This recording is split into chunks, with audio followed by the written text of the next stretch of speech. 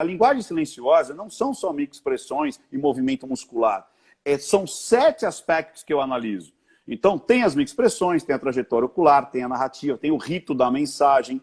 Então, tem várias coisas ali que me incomodaram. Então, uma delas, por exemplo, ela sempre falava, olha, mas ele era tudo para mim. Olha, eu fazia de tudo para esse menino, eu levava aqui, levava colar. Eu era uma boa mãe, eu era uma boa mãe. Então, às vezes, a repetição de palavras normalmente acontece quando eu quero me autoalimentar do que eu estou dizendo. Sabe, tipo... Eu quero acreditar naquilo que eu estou dizendo, né? Exatamente. Então, ela fazia muito isso. Olha, porque ele era a pessoa mais importante e tal, e não sei o que. Eu falei, ixi, aí ela está dizendo isso para ela mesma. Né? Você percebia a defesa ali era como uma coisa. E outra que me incomodou demais também, era tipo assim, quando ela falou assim, tanto é que eu fui tão rápido que eu não me importei como eu estava vestido, eu coloquei um chinelo, uma camiseta, eu falei, quem lembra de um detalhe desse para ser tão importante para revelar ali pro repórter, né? No caso do Cabrini, né? Tipo, olha, eu tão fui, né, proativa que eu coloquei um chinelo para ir para o hospital. Então você vê a que nível que está o narcisismo ali, o quanto eu me deixei por ele. Eu fui com qualquer camiseta, eu fui com qualquer chinelo. Então são essas coisas que a gente vai pegando e vai construindo o psicocomportamental daqueles elementos. Por isso que é uma linguagem psicocomportamental da linguagem silenciosa. E aí você começa a encaixar. No caso dele, Leda, foi tipo mais assustador. Lembre-se, ser engenheiro de obra pronta é muito fácil. Né? A gente, depois que a polícia falou, olha, aconteceu assim, assim, assim, olha, eu já sabia, que é isso aqui, imagina, isso aqui, tá, é óbvio. Mas quando você está olhando daqui para cá, você tem que tomar muito cuidado. Por exemplo, se você está... Imagina você, Leda, agora batem na tua porta e falam assim, Leda, você está sendo indiciado porque você assassinou o seu vizinho. Você vai ficar... Aí, pronto, você não se assustou? Você fala, Claro. Eu não? Como assim? Peraí. Ou seja, os inocentes também ficam nervosos. Os inocentes também vão tremer. Os inocentes vão ficar com uma situação diferente. Então tem que tomar muito cuidado, porque não é qualquer mudança, não é qualquer detalhe, depois que a obra está pronta, que você consegue falar assim, ah, era isso. Por isso que eu falo sempre, muita parcimônia, sabe?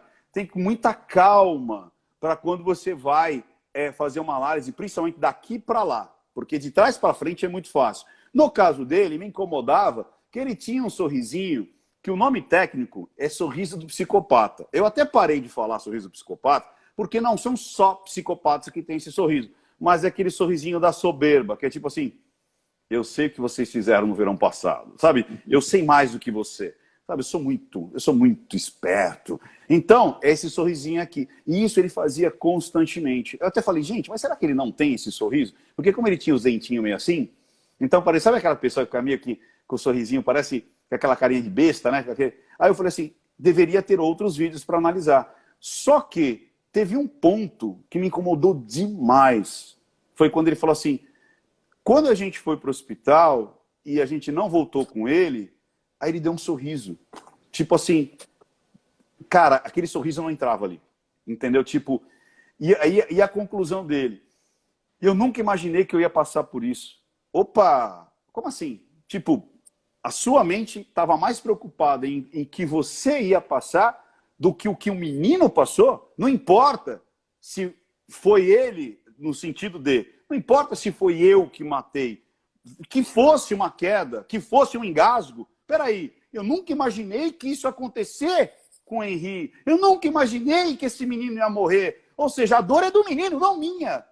Só que quem tem traços de psicopatia, Leda, não consegue... Não vê o outro. Não vê o outro. Não vê, não enxerga. É como se não existisse a dor do outro. Então, existem muitos mitos. Por exemplo, o psicopata ele não tem sentimento. Não, ele tem. Ele tem medo, ele tem ódio, ele tem amor, ele gosta, ele tem prazer, né? O que ele não tem é a empatia pelo outro. Ele não consegue entender a dor do outro. E ali estava muito claro. Era tipo assim, ele não entendia aquela dor, ele não entendia aquilo que estava... Mas ele entende a dor do outro. Ele não entende. Ele não sente, mas ele tem prazer de executar a dor no outro. Pronto, é isso. Ele tem o prazer de executar a dor no outro. E mais um detalhe. Ele chega no momento... Por isso ele tortura o garoto, porque ele tem prazer com a dor que o menino está sentindo. Né? Ele tem... O que acontece? Como o psicopata, né, ou quem tem traços de psicopatia, é muito difícil ele chegar às emoções, né? Ele vai escalando essas emoções e não tem limite. Você entendeu? Então, às vezes, simplesmente, ele procura, às vezes, um sexo violento. Só que daqui a pouco isso já não dá mais prazer. Daqui a pouco é um abração, é um beliscão, mas daqui a pouco isso não dá mais prazer. Ele tem que escalar. Até que muitas vezes chega em assassinatos. Chega em estupros seguido de morte. Chega em retalhar o corpo. Chega em trazer troféus, né? Guardar a cabeça, guardar a genitália. Né? Então, você vai chegando num ponto que você vai escalando, escalando, escalando e não para. Normalmente, não para. Essas pessoas, elas vão escalando, vão escalando. Tanto é que você vê, quando eu, na minha análise, eu falo assim, ó, busquem o passado desse cara, porque normalmente, quando acontece um fato desse, não parte do zero para um assassinato. Existem momentos de violência que vão escalando. E aí, dito e feito, foram atrás e viram que tinha outros momentos outras namoradas, de agressão.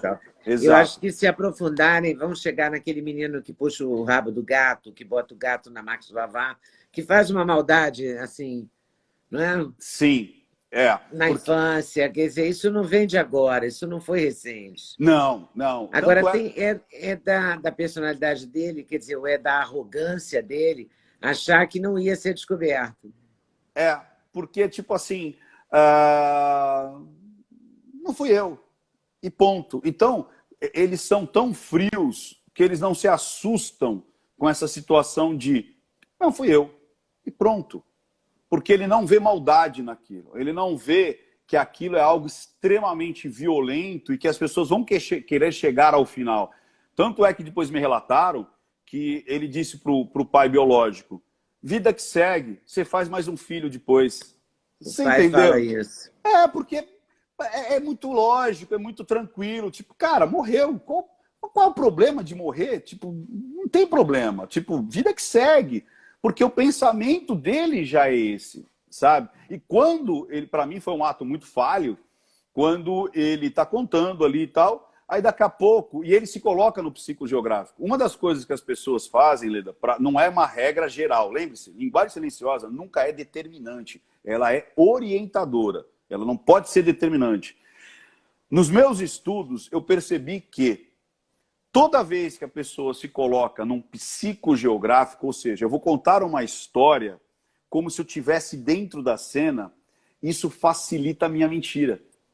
Isso facilita a minha cabeça para contar aquela história. Você entendeu? Então, por exemplo, vamos lá, eu vou contar a história quando eu te conheci.